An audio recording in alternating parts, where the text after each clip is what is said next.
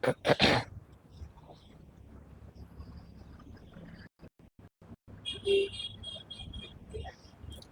આદેશ હું એકતાનાથ ગુરુ યોગી તુલસીનાથજી બાપુ, શ્રી શનિદેવ મંદિર, ભવનાથ તલેટી, ગિરનાર, જુનાગઢ, ગુજરાત. અષ્ટાવક્રજીની ગીતા એમાં 5મા દિવસે સાંજે જે સુખદેવજી મહારાજ પરીક્ષિત રાજાને સમજાવે છે કે સંન્યાસ ધર્મ કેવો છે.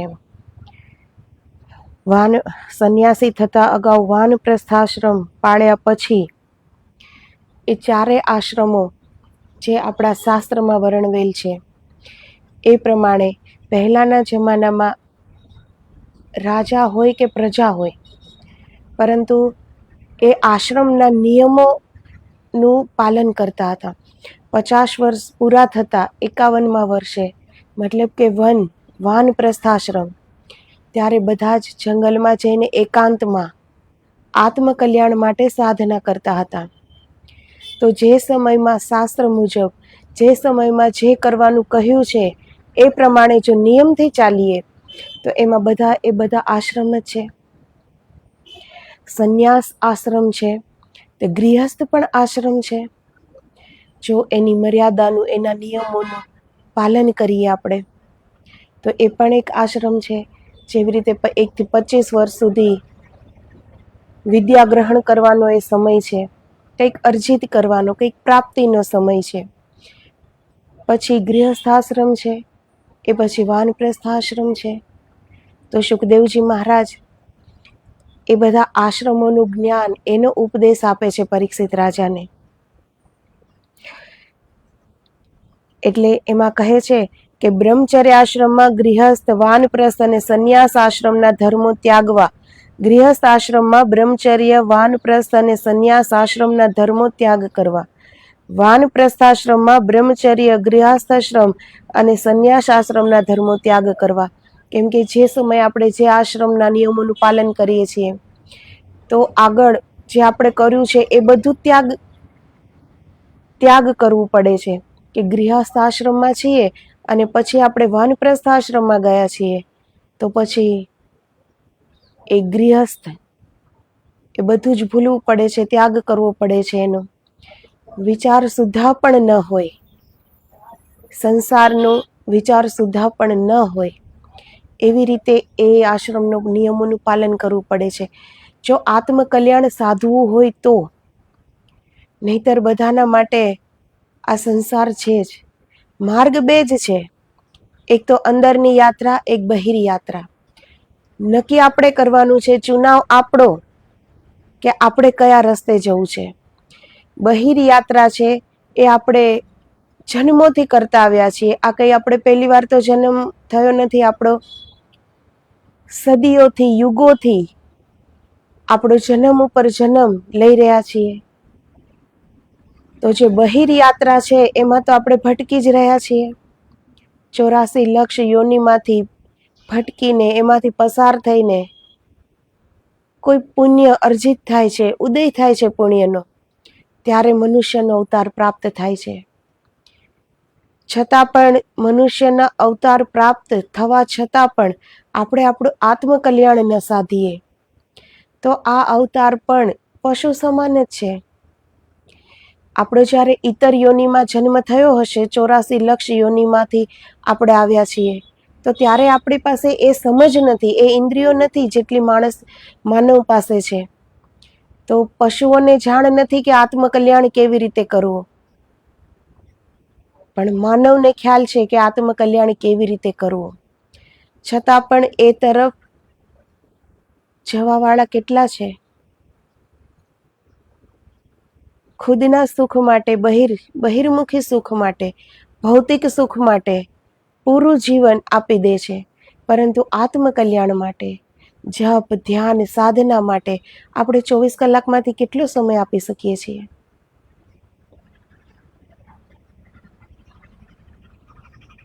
એટલે જ્યારે પહેલાના યુગમાં એ આશ્રમ પ્રમાણે લોકોનું વર્તન હતું, એ પ્રમાણે એના નિયમોનું એ ચુસ્તપણે પાલન કરતા હતા.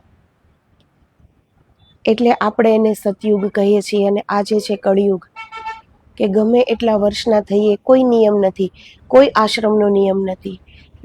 ગૃહસ્થ આશ્રમ તો એ પણ એક આશ્રમ છે, ત્યાં પણ હર નિયમ લાગુ થાય છે. જીવ માત્રને આત્મકલ્યાણ સાધવાનો ફરજ છે, ધર્મ છે અને અધિકાર પણ છે. એટલા માટે જ માનવનો અવતાર મળ્યો છે, એટલા માટે જ આ દેહ પ્રાપ્ત થયો છે. તો જે સંસારમાં રહે છે એને એમ ન સમજવું જોઈએ કે અમે ક્યાં સાધુ સંન્યાસી છીએ, અમે ક્યાં બધું ત્યાગ કરી દીધું છે કે ભજન કરવા લાગીએ.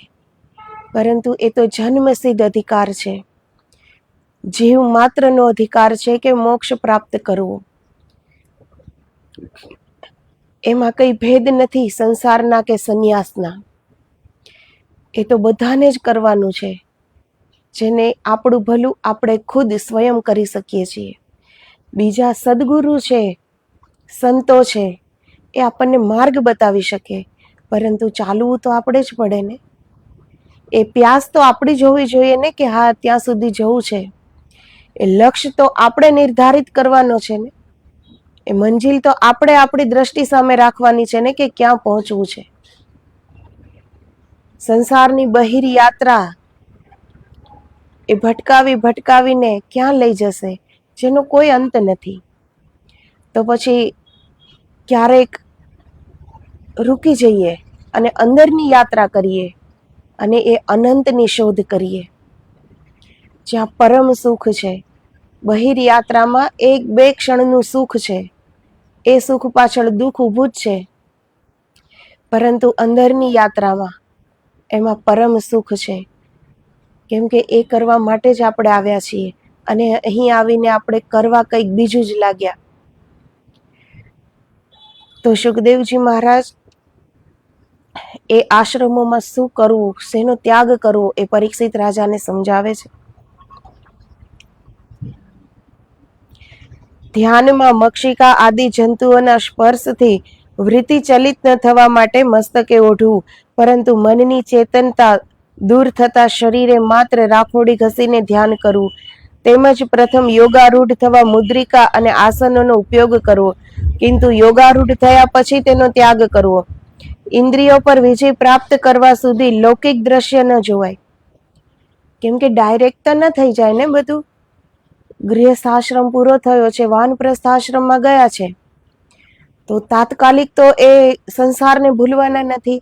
મોહ માયા સ્વાર્થ મનોકામનાઓ વાસનાઓ હજી બધું પડ્યું છે. હજી તો એ અભ્યાસ બાકી છે ને.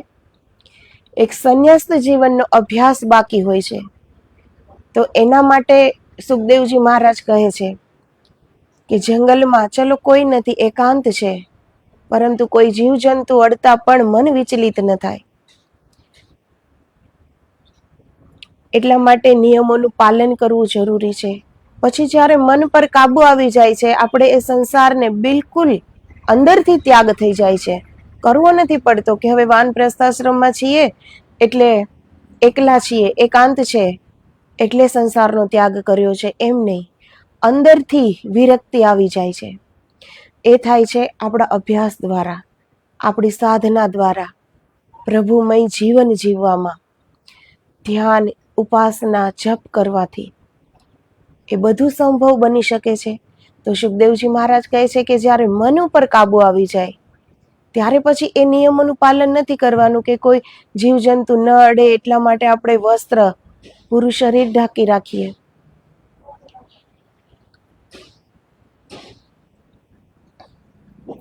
ઇન્દ્રિયો પર વિજય પ્રાપ્ત કરતા સુધી લૌકિક દ્રશ્ય ન જોવાય તે માટે ચક્ષુઓ બંધ રાખવા, અવાજ ન સંભળાય તે માટે કાનમાં ડાટા મારી બંધ રાખવા, વાસ ન આવે તે માટે નાસિકા ડાટો મારી બંધ રાખવી, સ્વાદિષ્ટ વાનગીઓ ખાવાની ઈચ્છા ન થાય તે માટે ઘાસ પાંદડા ફળ ફૂલ ખાઈને રહેવું. પરંતુ ઇન્દ્રિયોનો નિરોધ થઈ ગયા પછી કાન નાક ચક્ષુ વગેરે ખુલ્લા રાખવા. આપણે ઘરમાં જે ભોજન કર્યું હોય છે તો યાદ તો એની જ આવવાની છે, પરંતુ હવે જંગલમાં હોઈએ તો ત્યાં તો ફળ ફૂલ પાંદડા કંદમૂળ એ જ હોય છે, તો એ ઈચ્છા ન થાય એટલા માટે એ આંખ કાન નાક બધું બંધ રાખવાનું કહે છે, પરંતુ જ્યારે એ ઇન્દ્રિયો પર વિજય મેળવાઈ જાય પછી તો બધું ખુલ્લું જ રહે છે. પછી ઇન્દ્રિયો ઉપર જ્યારે વિજય મળી જાય છે ત્યારે પછી પકવાન હોય કે પાંદડા હોય કોઈ ભેદ નથી રહેતો. એ બંને એક જ હોય છે, કેમ કે એ સ્વાદની જે વાસના છે એ હવે છે જ નહીં. જ્યારે જ્ઞાન પ્રાપ્ત થાય છે, જ્ઞાન એટલે જરૂરી છે કે જ્યારે સત્ય જ્ઞાન પ્રાપ્ત થાય છે તો એ જ્ઞાનની જ્વાળામાં જ આપણા બધા જ મોહ માયા વાસના કામના એ બધું જ જલીને રાખ થઈ જાય છે. તો વિરક્તિ છે એ અંદરથી આવવી જોઈએ, સત્ય છે એ અંદરથી આવવું જોઈએ. કરવું પડે છે એટલે કરીએ છીએ એમ નહીં, મારે કરવું છે, એ કરવા માટે જ જન્મ લીધો છે, આ મારું ધ્યેય છે, એવી રીતે જો આપણે કરીએ તો પછી આત્મકલ્યાણ કેમ ન સાધી શકીએ? માણસ છીએ, એક પરમ આદર્શ કેમને પાસે હોય, પરમ મુક્તિનો પરમ આદર્શ કે ત્યાં સુધી પહોંચવું જ છે. એના માટે ગમે તે કરવું પડે. તો એ માટે એવો લક્ષ્ય હોવો જોઈએ. 2-5 મિનિટની ખુશી પણ જતી ન કરી શકતા હોય એના માટે આ લક્ષ્ય નથી કે મને મોબાઈલ જોવામાં ખુશી મળે છે, ટીવી જોવામાં ખુશી મળે છે, ફરવા જવામાં ખુશી મળે છે, તો અત્યારે હું ક્યાંથી જપ સાધના ધ્યાન કરું? તો એની થોડી ક્ષણોનું સુખ પણ એ ભૂલવા તૈયાર નથી, એ એટલું પણ જતું નથી કરી શકતો. એને આ ધ્યેય પ્રાપ્ત કરવો એ બહુ મુશ્કેલ બની જાય છે. તો જેની પાસે પરમ આદર્શ છે, એક પરમ લક્ષ્ય છે, તો એને પરમ ઉપલબ્ધિ જરૂર થાય છે, કેમ કે એમાં એને પોતાને હર સુખ દુઃખ બધું જ મૂકી દીધું છે. માત્ર ને માત્ર એના લક્ષ્ય પર દ્રષ્ટિ છે. ત્યાં પહોંચવા માટે જ એ સમગ્ર ઉર્જાથી એ ત્યાં પહોંચવા માટેના પ્રયાસ કરે છે. એ આજુબાજુ ક્યાંય પણ એની ઉર્જા વહેંચાયેલી નથી કે મને આ જોઈએ છે, આ ગમે છે, આમ કરવું છે. એ ઉર્જા ક્યાંય વહેંચાયેલી નથી. આપણે ખોટે ખોટા વિચારો કરીને કેટલી ઉર્જાનો વ્યય કરીએ છીએ, પરંતુ પરમ મોક્ષનો લક્ષ્ય જેની દ્રષ્ટિ સામે છે તો એ વિચાર કરશે તો પણ એ જ વિચાર કરશે ને કે ત્યાં કેવી રીતે પહોંચવું, કેવી રીતે સાધના કરવી, કેવી રીતે મન એકાગ્ર કરવું, કેવી રીતે મનને હર દોષોથી મુક્ત કરવું, કેવી રીતે આપણે ભીતર ઉતરી શકીએ, કેવી રીતે મનને કાબુ કરી શકીએ. તો વિચાર કરીશું તો આપણે લક્ષ્યની પ્રાપ્તિના જ વિચાર કરીશું ને, કેમ કે સામે લક્ષ્ય છે. જેની પાસે લક્ષ્ય નથી એ જ વ્યર્થના વિચારો કરવામાં પોતાની ઉર્જાનો વ્યય કરતા હોય છે. પ્રાથમિક યોગાવસ્થામાં યા ધ્યાન અવસ્થામાં માળા લઈને ધ્યાન કરવું, પરંતુ મનની સ્થિરતા થયા પછી માળાનો અને મંત્ર ગણતરીનો ત્યાગ કરવાની વેદે અને વેદ જ્ઞાતાઓએ આજ્ઞા કરી છે. તો જ્યાં સુધી આપણું મન એકાગ્ર નથી ત્યાં સુધી માળાની જરૂર પડે છે, કેમ કે આપણી આદત છે ને કે કંઈક ને કંઈક કરવું. આપણે એમને ન બેસી રહીએ, આપણે બેસી જ ન શકીએ એમને, કેમ કે આદિ છીએ. કંઈ કામ નથી તો આપણે વિચાર કરીશું વ્યર્થના, પરંતુ કંઈક આપણે જોઈએ કરવા માટે. એટલે સુખદેવજી મહારાજ કહે છે જ્યાં સુધી મન એકાગ્ર ન થાય ત્યાં સુધી માળા હાથમાં રાખવી, કે આપણને યાદ રહે કે આપણે માળા કરીએ છીએ, આપણે એ જપ કરવાના છે, એ મંત્ર પર આપણું લક્ષ્ય રહે. એ મંત્ર જે પણ દેવી દેવતાનો હોય ત્યાં આપણું લક્ષ્ય રહે, આપણું ધ્યાન રહે. પરંતુ જ્યારે મન સ્થિર થઈ જાય છે ત્યારે વેદ અને વેદ જ્ઞાતાઓ એ બંને કહે છે કે ત્યારે માળા અને મંત્ર એ બંનેની જરૂર નથી, કેમ કે જો મન સ્થિર થઈ ગયું તો પછી આ શ્વાસમાં જે અજપા ગાયત્રી જાપ ચાલી રહ્યો છે ત્યાં આપણું ધ્યાન સ્થિર થઈ જશે. ઈશ્વરે આપણને કેટલું બધું આપ્યું છે કે અલગથી આપણે નામ લેવાની પણ જરૂર નથી. એ મંત્ર પણ આપોઆપ થાય છે સ્વતઃ. આપણે કંઈ લેતા નથી ને, સોહમ, એ કંઈ આપણે લેતા નથી, એ સ્વતઃ ચાલુ છે અને જીવ માત્રમાં ચાલુ છે. પરંતુ આપણો ત્યાં લક્ષ્ય નથી, કેમ કે મન સ્થિર નથી. જેવી રીતે પાણી જેટલું સ્થિર હોય છે એટલું જ આપણને આપણું પ્રતિબિંબ ચોખ્ખું દેખાય ને, એવી રીતે મનની સ્થિરતા આવી જાય તો પછી અલગથી માળા અને જપ કરવાની જરૂર નથી પડતી, કેમ કે જે જપ ચાલી રહ્યા છે ત્યાં આપણી સ્થિરતા આવી જશે, ત્યાં આપણું ધ્યાન લાગી જશે. ઓમનું સંગીત આપણી અંદર પણ અણુ અણુમાં ગુંજાયમાન છે, પરંતુ આપણે એ દિવ્ય સંગીત સાંભળી નથી શકતા, કેમ કે આપણે એટલા બહિર્મુખી થઈને જીવીએ છીએ કે બહારનો તો હર કોલાહલ આપણા કાન સુધી પડી જાય છે, પરંતુ આપણી જ અંદર જે દિવ્ય સંગીતની ગુંજ છે એ આપણે હજી સાંભળી શકતા નથી. બહાર આપણે કેટલું જોઈ શકીએ છીએ આંખથી, પરંતુ આપણે આપણી ભીતર ઉતરીને કંઈ નથી જોઈ શકતા. જેટલું પણ આ બ્રહ્માંડમાં છે એટલું જ આ પિંડમાં છે, એટલું જ આ શરીરમાં છે, પરંતુ બહાર તો આપણે બધું જોઈ શકીએ છીએ, પરંતુ આપણી જ અંદર આપણે કંઈ જ જોઈ શકતા નથી. અને એનું એ જ કારણ છે કે મનનો ભટકાવ, મનની સ્થિરતા નથી, એટલે ધ્યાન લાગતું નથી. તો પૂરી જિંદગી મન સ્થિર નથી, ધ્યાન લાગતું નથી, એટલે નથી કરવું. એવી રીતે કરતાં કરતાં તો આ મનુષ્ય દેહનો પણ સમય પૂરો થઈ જશે, સામે મૃત્યુ ઊભી હશે. તો મન નથી લાગતું, ધ્યાન નથી લાગતું, તો એ યકાયક તો નહીં જ લાગે ને કોઈનું, કેમ કે યુગોથી આદત નથી. એ ભીતરની યાત્રા યુગોથી કરી જ નથી, એટલે તો જન્મ લેવો પડ્યો ને. તો એ આદત જ નથી, તો યકાયક તો નહીં જ થાય ને. તો એના માટે અભ્યાસ કરવો પડશે ને, શરૂઆત તો કરવી જ પડશે ને. કરવું હોય તો આજે નહીં તો કાલે. જો મોક્ષ પ્રાપ્તિ કરવી હોય, જો આત્મકલ્યાણ સાધવું હોય, આપણે આપણા સ્વસ્વરૂપને જોવું હોય કે આપણે કોણ છીએ, ક્યાંથી આવ્યા છીએ. દુનિયાભરના પ્રશ્ન આપણા મગજમાં ચાલે છે. આણે આમ કેમ કહ્યું, આ આમ કેમ કરે છે, અમારાથી આગળ કેવી રીતે વધી જાય. દુનિયાભરના બધા જ પ્રશ્નો મનમાં ચાલે છે, પરંતુ પ્રશ્ન એક જ કરવાનો છે કે આપણે કોણ છીએ. આપણે આપણને ઓળખવાના છે. બીજાને ઓળખવાની તાલાવેલી કેટલી હોય છે. જ્યાં પણ જઈએ બસ ઓળખાણ બનાવીએ. બીજાઓને જાણીને આપણને શું પ્રાપ્ત થવાનું છે. આપણે હજી આપણાથી જ બિલકુલ અંજાન છીએ, બીજાને જાણીને શું કરીશું. તો પ્રશ્નોની હાર માળાઓ જે મનમાં ઉમડે છે, પરંતુ પ્રશ્ન એક જ કરવા જેવો છે કે આપણે કોણ છીએ, આપણું સ્વરૂપ શું છે, ક્યાંથી આવ્યા છીએ.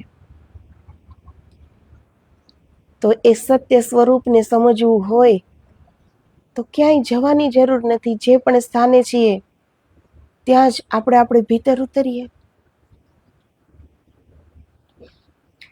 તો જવાબ મળી જાય છે. પરંતુ વ્યર્થના પ્રશ્નો કરીને જે સત્યમાં પ્રશ્ન કરવાનો છે એ પ્રશ્ન માટે ક્યાંય મનમાં જગ્યા જ નથી.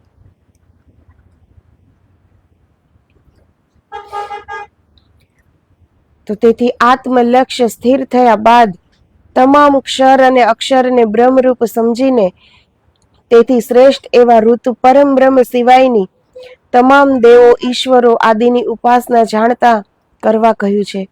તદુપરાંત યોગ સિદ્ધિઓ પ્રાપ્ત કરતા ઈશ્વરોની તેમના મંત્રો વડે ઉપાસના કરવી. પણ યોગી કે જ્ઞાની પરમ બ્રહ્મને જાણ્યા પછી તે તમામ મંત્રોના જાપ ત્યાગીને માત્ર પ્રણવની ઉપાસના કરવી. તો જે નિરાકાર બ્રહ્મ છે એનું ધ્યાન આપણે નહીં કરી શકીએ, કેમ કે આપણને એ આદત નથી. આપણને સામે કંઈક જોશે એટલે સુખદેવજી મહારાજ કહે છે કે જે પણ આપણે દેવદેવીને માનતા હોઈએ, જે પણ આપણા ઈષ્ટ હોય, એના મંત્ર જપ કરવો જોઈએ. કે આપણે કોઈ માતાજીનો મંત્ર કરીએ છીએ તો આપણી આંખ બંધ હશે, માળા કરીએ છીએ તો એ મંત્રની સાથે સાથે આપણને ખ્યાલ રહેશે, એનું સ્વરૂપ આપણી આંખ સામે રહેશે કે આપણે આનો જપ કરીએ છીએ. પરંતુ એ જપ કરતા કરતા આપણી જ્યારે એ ઉચ્ચ સ્થિતિ આપણને જો પ્રાપ્ત થઈ જાય તો પછી એ નિરાકાર બ્રહ્મનું ધ્યાન કરવાનું છે, કે પછી એ મંત્ર પણ મુકાઈ જાય છે. આગળ સુખદેવજી મહારાજે કહ્યું છે કે જે પણ દેવી દેવતાઓનો આપણે જપ કરીશું તો આપણને એ લોક પ્રાપ્ત થશે, બ્રહ્મલોક, વિષ્ણુલોક, શિવલોક, શક્તિલોક, પરંતુ મુક્તિ પ્રાપ્ત નહીં થાય. આપણા ઈષ્ટ દેવ છે, જેના આપણે મંત્રનો જાપ કર્યો છે, જેની ઉપાસના કરી છે, એનું આપણને સામીપ્ય જરૂર પ્રાપ્ત થાય છે, પરંતુ મોક્ષ પ્રાપ્ત નથી થતો. કેમ કે જે બ્રહ્મા, વિષ્ણુ, મહેશ અને શક્તિ માતાઓ, એનું પણ સર્જન કરવા વાળા જે પરાશક્તિ છે, જે પરમ બ્રહ્મ પરમાત્મા છે, આપણે કહીએ નહીં કે બ્રહ્મા, વિષ્ણુ, મહેશ એ કોનું ધ્યાન કરતા હશે, તો એ પરમ બ્રહ્મ પરમાત્માનું ધ્યાન કરે છે, એને સર્જન કરવા વાળાનું. તો મુક્તિની સત્તા એ બ્રહ્મા, વિષ્ણુ, મહેશ પાસે નથી, કોઈ દેવ પાસે નથી. એનું સામીપ્ય પ્રાપ્ત થાય છે, એનો લોક પ્રાપ્ત થાય છે, પરંતુ આપણું પુણ્ય ખતમ થતા ફરી આ જગતમાં પાછું આવવું પડે છે. કેમ કે એના લોક પણ નિર્ભય નથી. આપણે વેદોમાં, શાસ્ત્રોમાં વાંચ્યું છે કે અસુરો શિવલોક પર, બ્રહ્મલોક પર, વિષ્ણુલોક પર, શક્તિલોક પર આક્રમણ કરતા હતા. તો નિર્ભય તો એ લોક પણ નથી, અને જન્મ તો એને પણ લેવો પડે છે, દેવતાઓને પણ. અને એ પણ માનવ બનીને આવે છે ત્યારે આપણા જ બધા નિયમો લાગુ પડે છે. એને પણ દેહનો નાશ થાય છે, એને પણ સુખ દુઃખ નો અનુભવ થાય છે. તો એ બધા માયાપતિ છે, પરંતુ એ માયાના દેવો છે હજી, એટલે એને જન્મ અને મૃત્યુ છે. તો જેને જન્મ અને મૃત્યુ છે એ આપણને મુક્તિ કેવી રીતે આપી શકે? તો શરૂઆત આપણે કરીએ ત્યારે આપણે આપણા ઈષ્ટ દેવી દેવતાઓ નો જપ કરીએ, કેમ કે એ સામે રહે, એ ચિત્ર, એનું સ્વરૂપ. તો આપણું મન બીજે ક્યાંય ભટકે નહીં, એ સ્વરૂપમાં આપણે લીન થતા જઈએ. તો જે એ દેવ છે એ મોક્ષ ભલે ના આપી શકે, પરંતુ મોક્ષ માર્ગ બતાવી શકે છે ને, એ આપણને ત્યાં દોરી શકે છે, એ ઉર્જા, એ શક્તિ આપી શકે છે કે આપણે આપણો લક્ષ્ય પ્રાપ્ત કરી શકીએ. તો પરમ બ્રહ્મને જાણ્યા પછી તે તમામ મંત્રોના જાપ ત્યાગીને માત્ર પ્રણવની ઉપાસના કરવી, એમ જણાવ્યું છે. માટે આ રીતે જે કર્મો પ્રાથમિક દશામાં કરવાના છે તેનો જ બ્રહ્મ દશા વા બ્રહ્મમાં તલ્લીનતા પ્રાપ્ત થતા સત્વર ત્યાગ કરવાનો છે. તો શરૂઆત તો આવી રીતે જ થશે, કોઈ પણની ઉપાસનાથી. ડાયરેક્ટ ધ્યાન ન લાગી જાય કોઈને પણ, પરંતુ પહેલા માળા કરીએ, જપ કરીએ, અનુષ્ઠાન કરીએ, ધીરે ધીરે પ્રભુમય જીવવાની કોશિશ કરીએ, ધીરે ધીરે એ મંત્રમાં આપણે પ્રેમથી ઉચ્ચારી શકીએ, ધીરે ધીરે એ મંત્રના જે દેવી દેવતા છે એના પ્રત્યે આપણે સમર્પિત થતા જઈએ, ધીરે ધીરે એની અંદર આપણી તલ્લીનતા આવતી જાય, ધીરે ધીરે બહિર્મુખી જિંદગી છૂટતી જાય, અને આપણે આપણા મંત્ર અને એ જે મંત્રના દેવી દેવતા છે એના ચરણમાં આપણે સમગ્રતાથી સમર્પણ થઈ શકીએ. તો આ બધી પ્રાથમિકતા છે, પહેલું પગથિયું છે હજી, કે આટલું થશે, મન સ્થિર થશે, ઈશ્વરમાં પ્રેમ જાગશે, મંત્રમાં વિશ્વાસ જાગશે, ત્યારે આપણે આગળ વધી શકીશું. આત્માના દર્શન, આપણે કહીએ છીએ ને કે આત્મદર્શન, પરંતુ આત્મા પણ આપણું મન અને બુદ્ધિ સાથે એનો પણ કોન્ટેક્ટ છે. આત્માના દહરમાં એ આત્માને પણ આપણી અંદર મૂકવાવાળા પરમાત્મા, એનું ધ્યાન કરવાનું છે. આત્મભાવમાં જીવીએ, પછી આત્મદશામાં આવી જઈએ કે ચારે બાજુ હવે કોઈ બીજાનું અસ્તિત્વ નથી દેખાતું, બધામાં એક બ્રહ્મ દેખાય છે. એ સ્થિતિ જ્યારે આવી જાય છે ત્યારે આત્માના દહરમાંથી એક લક્ષ્ય, એક જાગૃતિ આવે છે કે આપણે શું કરવા આવ્યા છીએ. તો આ હજી પ્રાથમિકતા છે. તો આપણી મંજિલ કેટલી દૂર છે. હજી તો આપણે મનના તલ ઉપર જીવીએ છીએ. હજી તો મન આપણને જ્યાં લઈ જાય ત્યાં આપણે જઈએ છીએ. મન કહે કે આ સુખ, તો આપણી માટે એ સુખ. મન કહે કે આ દુઃખ છે, તો આપણી માટે એ દુઃખ છે. તો હજી તો મનને પાર, બુદ્ધિને પાર, અહંકારને પાર, આ શ્વાસને પાર, પ્રાણને પાર અને આત્માને પાર, આટલાથી પરે જઈએ ત્યારે તો હજી એક લક્ષ્યની જાગૃતિ થાય છે કે આપણે શું કરવા આવ્યા છીએ, કે હવે પરમ મોક્ષના માર્ગે ચાલવું છે. એટલી જાગૃતતા આવે છે જે આપણામાં. તો મંજિલ કેટલી દૂર છે, છતાં લોકો શું કહે છે, હજી ક્યાં ઉંમર છે ભજન કરવાની, કરીશું. જે આજે નથી કરી શકતા એ કાલે પણ કેવી રીતે કરી શકે? હર કાલની પાસે એક બીજો કાલ છે અને ત્યાં સુધીમાં આપણો કાળ પણ નિશ્ચિત છે, એનો સમય આવી જશે. એટલે જે લોકો કહે છે કાલે કરીશું, એ ક્યારેય પણ કંઈ જ પ્રાપ્ત નહીં કરી શકે. બ્રહ્મચારીએ બ્રહ્મચર્યાશ્રમમાં, ગૃહસ્થીએ ગૃહસ્થાશ્રમના, વાનપ્રસ્થીએ વાનપ્રસ્થાશ્રમના અને સંન્યાસીએ સંન્યાસાશ્રમના ધર્મનું પાલન કરવાનું છે. અર્થાત પોતપોતાના આશ્રમ ધર્મો પાળે તો જ તે સ્વધર્મ તેમને સદગતિ આપી શકે છે.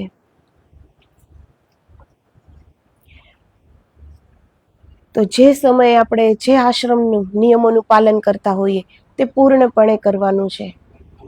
25 વર્ષ સુધી બ્રહ્મચર્યનું પાલન કરવાનું છે.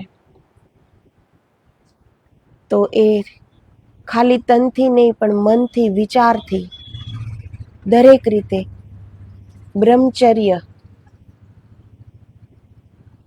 એટલે એ બ્રહ્મની સ્થિતિ સુધી આવવું. પહેલાના યુગમાં ગુરુકુળમાં સદગુરુ પાસે શિક્ષા દીક્ષા થતી શિષ્યોની, તો ત્યાં ખાલી અભ્યાસ જ ન હતો, પરંતુ આધ્યાત્મિક અભ્યાસ હતો, વેદ શાસ્ત્ર ઉપનિષદનો અભ્યાસ હતો. બ્રહ્મચર્ય, જેણે બ્રહ્મને જાણ્યું,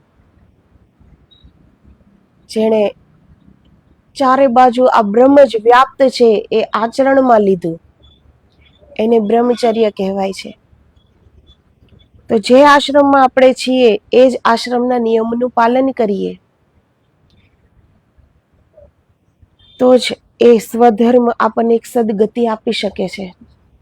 આપણે જ અગર ધર્મનું પાલન નથી કરતા, આપણે જ હજી ધર્મનું રક્ષણ નથી કરી શકતા, તો ધર્મ પણ આપણું રક્ષણ નહીં કરે. પરંતુ કોઈએ એક આશ્રમમાં રહીને બીજા આશ્રમનો ધર્મ પાળવો નહીં. અર્થાત ગૃહસ્થીએ સંન્યાસીનો અને સંન્યાસીએ ગૃહસ્થીનો ધર્મ પાલન કરવો નહીં. તેમજ રાગ દ્વેષનો ત્યાગ કર્યા પછી મનુષ્ય અનુક્રમ મુજબ આશ્રમ ધર્મ પાળી ધર્મમાં આગળ વધતા પરમ બ્રહ્મનો જ્ઞાન યોગ પ્રાપ્ત કરવા માટે અધિકારી થાય છે. જો પહેલેથી જ આપણે એ નિયમોનું પાલન કરતા હોઈએ કે બ્રહ્મચર્ય આશ્રમમાં છીએ, તો આપણે આપણી સમગ્રપણાથી, સમગ્ર ઉર્જાથી, સમગ્ર શક્તિથી એ બ્રહ્મને જાણવા તરફ જ આપણી ગતિ છે. ગૃહસ્થ આશ્રમમાં છીએ તો આપણે આપણી ફરજોનું પાલન કરીએ છીએ. માતા પિતા છે, પતિ છે, પત્ની છે, સંતાનો,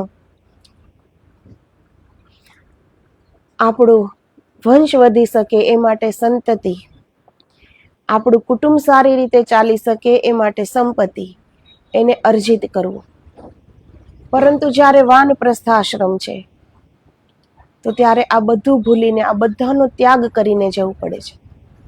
તો જો આ નિયમોનું પાલન આપણે કર્યું હોય તો જ્યારે વાનપ્રસ્થ આશ્રમમાં અને સંન્યાસ આશ્રમમાં આવીએ ત્યારે આપણને સંસારના કોઈ મોહમાયા લાગુ નહીં પડે, કેમ કે ત્યાગ કરતા આવડી ગયું છે કે એક આશ્રમમાં છીએ તો બીજા આશ્રમના કોઈ પણ ધર્મનું પાલન ન કરવું, કોઈ વિચાર સુદ્ધા ન કરવો. વાનપ્રસ્થ આશ્રમમાં છીએ તો સંસારનો કે વિચાર પણ નથી, એવી રીતે રહેવાનું છે. તો એ ત્યાગ કરતા આવડે છે, પહેલેથી આવડે છે. એટલે જ્યારે સંન્યાસ આશ્રમમાં જાય છે ત્યાં સુધીમાં એ બ્રહ્મ પ્રાપ્તિ કરી શકે એટલી ઉચ્ચ સ્થિતિમાં આવી ગયા હોય છે. એટલે આત્મકલ્યાણ માટે એ યુગમાં બધા જ તત્પર રહેતા, એ બધાનો લક્ષ્ય રહેતો કે આટલા વર્ષ આ કરવાનું છે, આટલા વર્ષ આ કરવાનું છે અને પછી આત્મકલ્યાણ સાધવાનું છે. પરંતુ અત્યારના યુગમાં માણસ એટલો સ્વાર્થી બની ગયો છે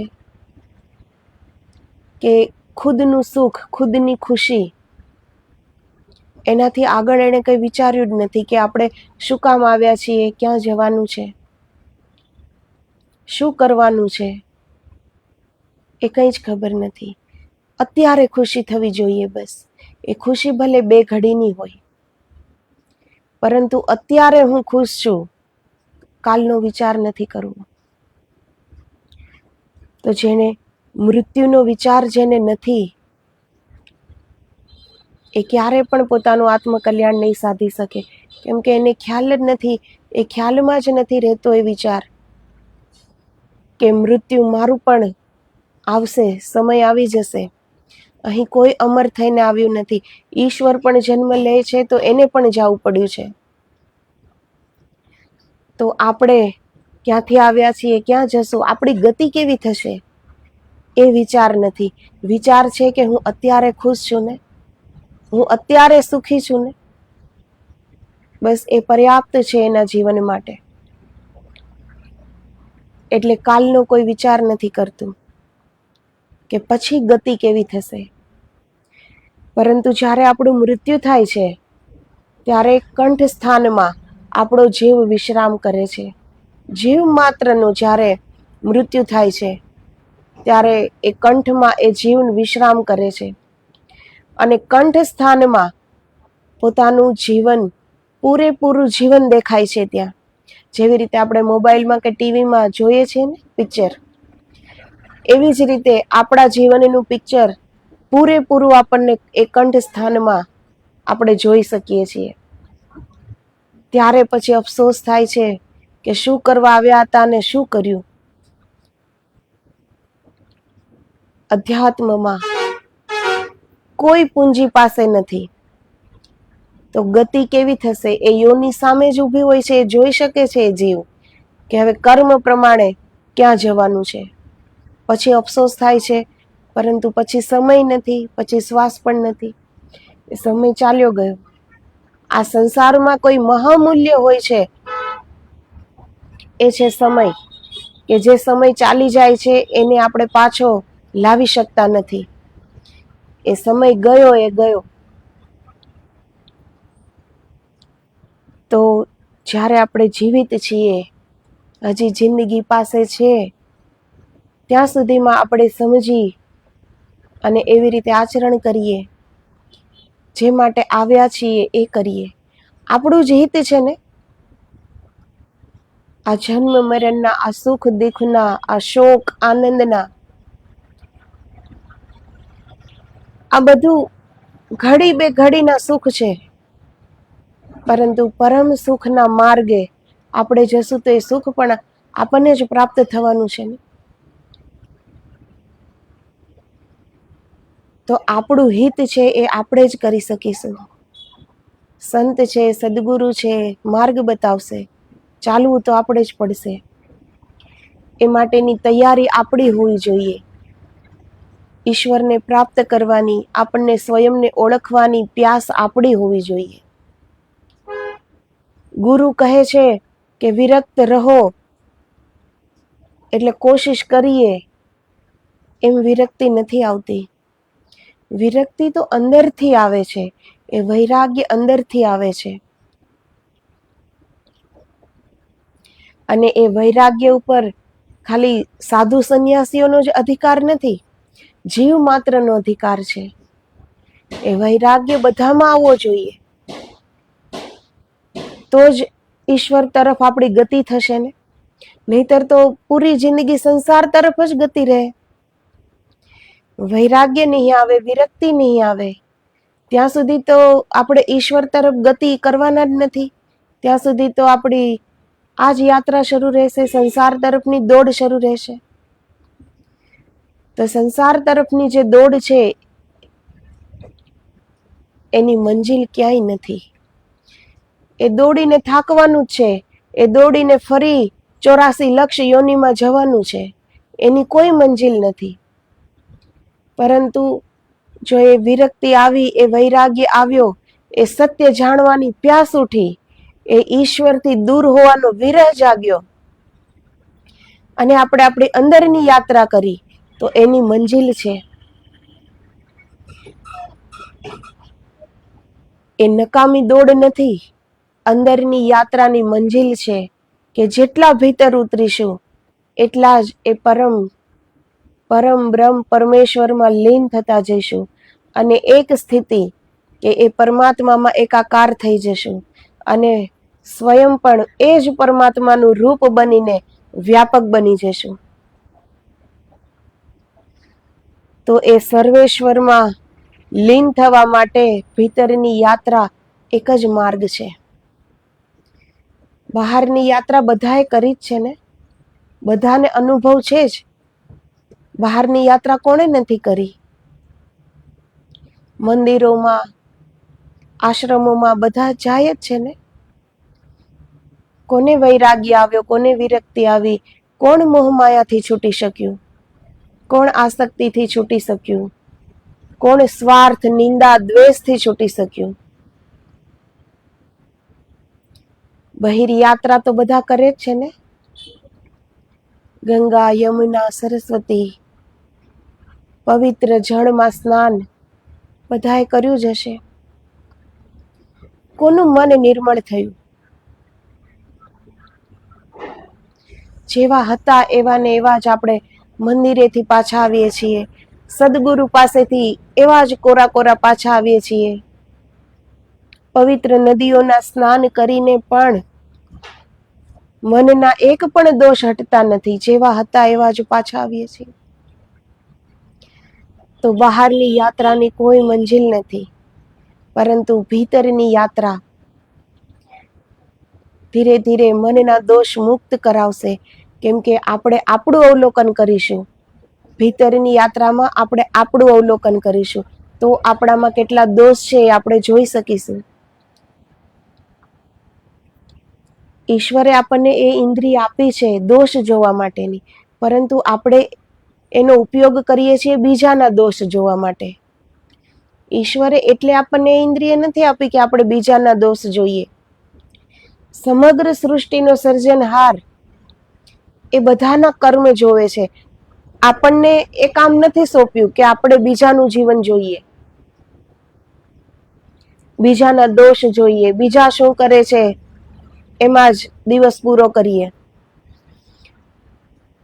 એ હક આપણને ઈશ્વરે નથી આપ્યો, એ આપણે સ્વયં લઈ લીધેલો છે. પરંતુ એ ઇન્દ્રિય આપણને એટલે આપી છે કે આપણે આપણા સ્વયંના દોષને જોઈ શકીએ. પરંતુ બીજાઓથી દ્રષ્ટિ હટે તો થાય ને. તો જ્યારે આપણે ભીતરની યાત્રા કરીએ છીએ ત્યારે આપણે આપણું અવલોકન કરીએ છીએ, ત્યારે આપણને આપણી ખબર પડે છે કે 2 મિનિટ પણ આપણે ભીતર આંખ વીચીને જોઈ નથી શકતા. 2 પલ પણ કોઈ વિચાર કર્યા વગર આપણે રહી નથી શકતા. આપણા પર પણ કોઈ માલિકી નથી, એટલા ગુલામ છીએ આપણે આપણા મનના, બુદ્ધિના. એ જેમ કહે એમ આપણે ચાલીએ છીએ. આપણા પર પણ ચાલતું નથી અને આપણે બીજા પર હુકુમત કરવા માટે કેટલા પ્રયાસ કરીએ છીએ. આપણું સ્વયંનું મન, જેને હાથ પગ કે કોઈ ઇન્દ્રિય કંઈ જ નથી, એના આપણે ગુલામ બની બેઠા છીએ. અને આપણે વિચારો કેવા કરીએ છીએ?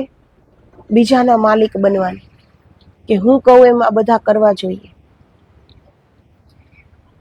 તો સૌથી પહેલા તો આપણે આપણી જ ગુલામીમાંથી મુક્ત થવું જોઈએ, એ પ્રયાસ હોવો જોઈએ ને. બીજા પર માલિકી કરીને શું પ્રાપ્ત થવાનું છે? પરંતુ જો મનના માલિક બની ગયા, એ મનને કાબુમાં લઈ શક્યા આપણે, તો કેટલું કરી શકીશું? તો એ પરમ બ્રહ્મ પરમેશ્વર સુધી આપણે પહોંચી શકીશું. આપણું સ્વરૂપ શું છે એને આપણે ઓળખી શકીશું, જો આપણે આપણા માલિક બની ગયા તો.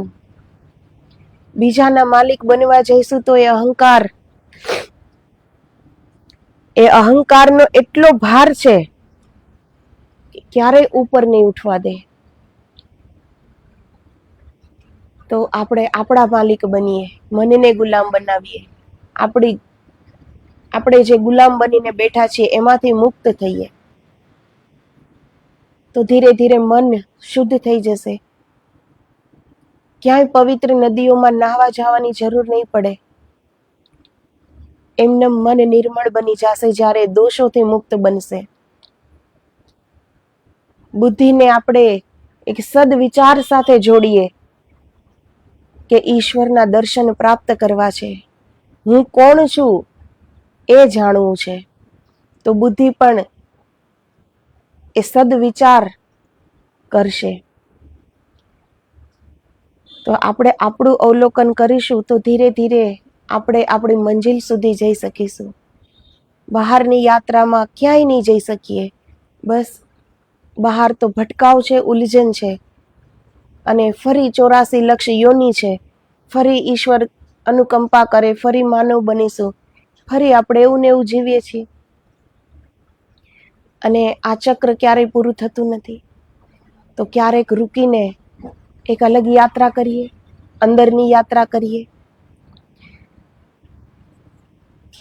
ન જાણે કેટલા યુગોથી, કેટલા સદીઓથી આપણે બહારની જ યાત્રા કરતા આવ્યા છીએ. એટલે જ તો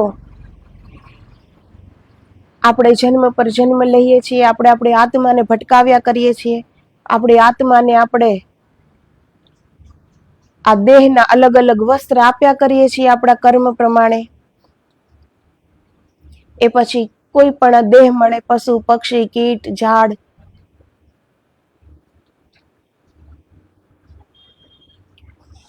તો મનુષ્ય છીએ તો ક્યારેક આપણે આપણી યાત્રા અલગ રીતે કરીએ. આપણું જ હિત છે, બધાને સુખ જ જોઈએ છે ને. માણસ માત્રની ખોજ તો સુખની જ છે ને. માણસ માત્રની ખોજ ખુશીની જ છે ને, કે મને સુખ પ્રાપ્ત થાય, હું ખુશ રહું. તો પછી પરમની પ્રાપ્તિ કેમ ન કરીએ? એ પરમ સુખની પ્રાપ્તિ કેમ ન કરીએ? જેમાં સંતો નિમગ્ન રહે છે 24 ઘંટે. એ સંતો એ આ પરમ આનંદને ઉપલબ્ધ હોય છે. તો આપણે પણ એ પરમ આનંદ, એની ખોજ કેમ ન કરીએ? કે જે આનંદનો ક્યારેય નાશ નથી થવાનો, જે આનંદ અજર છે, અમર છે, અનાદિ છે, શાશ્વત છે, જેનો કોઈ પણ કાળે નાશ નથી. તો એ જ આનંદ આપણને કેમ પ્રાપ્ત ન થાય? અગર ખુશીની જ તલાશ છે આપણને, અગર સુખની જ તલાશ છે આપણને, તો પછી એ પરમ સુખની તલાશ કરીએ આપણે. તો એ સુખ છે પરમાત્મા પાસે, એ આનંદ દાતા એની પાસે જ આનંદ છે. તો ત્યાં જ આપણે કેમ ન જઈએ? અને એ જ આપણું સત્ય ઘર છે. આપણું મન ક્યાંય લાગતું નથી. શું કામ નથી લાગતું? કેમ કે એને આપણે આપણું સત્ય ઘર બતાવ્યું નથી. આપણે ક્યાંય પણ જઈએ, ગમે ત્યાં જઈએ, પરંતુ આપણે આપણા ઘરે પાછા આવીએ ત્યારે જ શાંતિ થાય ને. તો એવી રીતે મનને પણ સહી દિશામાં આપણે લગાવીએ, એને એનું સહી સ્થાન આપી દઈએ, ત્યારે જે શાંત થશે. ત્યાં સુધી તો આમ ભટક્યા કરવાનું જ છે. કેમ કે આપણા ચૈતન્યને ખબર છે કે આ આપણું સ્થાન નથી. આ જે પૃથ્વી છે અને આપણો જે જન્મ થાય છે, આ માત્ર આપણો એક પડાવ છે. આ આપણું સ્થાન નથી. આપણું સ્થાન છે પરમબ્રહ્મ પરમાત્મા. આપણે એના જ અંશો છીએ અને આપણે એકવાર એમાં જ એકાકાર થઈ જવાનું છે. તો એ માટે જરૂર છે આળસને છોડવાની અને અભ્યાસ કરવાની. તો ધીરે ધીરે આપણું મન એકાગ્ર થશે, સ્થિર થશે. ધીરે ધીરે એમાં આનંદ આવવા લાગશે. જેવી રીતે બહિર યાત્રા આપણે કરતા આવ્યા છીએ, તો બહાર આપણને આનંદ આવે છે ને. બધાને એટલી જ ખબર છે કે આ કુટુંબ પરિવારમાં જ સુખ છે, બહાર ફરવા જવામાં સુખ છે, ટીવી મોબાઈલ જોવામાં સુખ છે, સારું સારું ખાવામાં સુખ છે. એટલા જ સુખની ખબર છે ને આપણને. તો આપણે જેવી રીતે આ સુખ માટે દોડીએ છીએ, એવી રીતે આપણે પરમ સુખ માટે પણ એટલો જ સમય આપીએ અને આપણે ભીતરની યાત્રા કરીએ, તો એમાં પણ આપણને આનંદ આવવા લાગશે. અને એ આનંદ તો પરમ આનંદની ઉપલબ્ધિ કરાવી આપશે. તો આદેશ. જય ગુરુદેવ, જય ગિરનારી. હજી 5મા દિવસના સાંજે સુખદેવજી મહારાજનો ઉપદેશ હજી બાકી છે, એ હવે આપણે કાલે જોશું. તો જય ગુરુદેવ.